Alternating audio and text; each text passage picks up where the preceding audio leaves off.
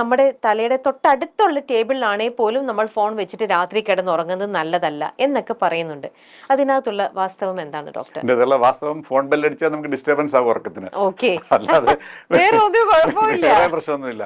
ഇന്നത്തെ കാര്യം എന്താണെന്ന് വെച്ച് കഴിഞ്ഞാൽ നമ്മൾ എപ്പോഴും ഈ പറഞ്ഞ റേഡിയേഷൻ എന്ന് പറഞ്ഞ വാക്കാണ് ഇവിടെ പ്രശ്നം ഉണ്ടാക്കുന്നത്. മൊബൈൽ ഫോണിൽ റേഡിയേഷൻ, മൊബൈൽ സിഗ്നലിന്റെ റേഡിയേഷൻ, അങ്ങനെ ആ റേഡിയേഷൻ ആണ് ഇപ്പൊ മുമ്പേ പറഞ്ഞതുപോലെ ഈ റേഡിയേഷൻ നമുക്ക് ഡാമേജ് ഉണ്ടാക്കുന്ന ഒരു സാധനമാണെന്നുള്ളൊരു സങ്കല്പം നമുക്ക് ഉണ്ട്. ഞാൻ അതിനെക്കുറിച്ച് കുറച്ചുകൂടെ വിശദമായിട്ട് പറയാം.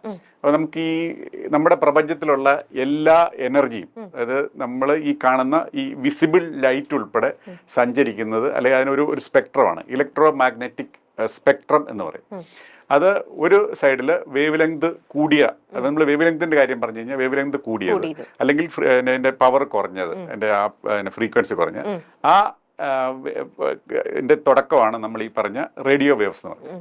അതിന്റെ മറ്റേ അങ്ങേയറ്റമാണ് നമ്മൾ എക്സ് റേസ്, ഗാമ റേസ് എന്നൊക്കെ പറഞ്ഞ് നമ്മൾ കേൾക്കുന്നത്.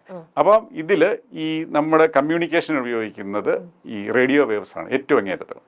ഈ റേഡിയോ വേവും കഴിഞ്ഞ് മൈക്രോവേവും കഴിഞ്ഞ് ആണ് നമ്മുടെ ഈ ലൈറ്റ് വരുന്നത്. ലൈറ്റ് നമ്മൾ എന്നും കൊണ്ടുകൊണ്ടിരിക്കുന്നതാണ്. അപ്പൊ ആ ലൈറ്റ് അടിക്കുന്നത് പോലെയുള്ള ഒരു പ്രശ്നം പോലും ഈ റേഡിയോ വേവ് നമ്മുടെ ശരീരത്തിൽ ചുറ്റും നടക്കുന്നതുകൊണ്ടൊന്നും നമുക്ക് ഏൽക്കുന്നതിൽ പ്രശ്നം ഉണ്ടാകില്ല.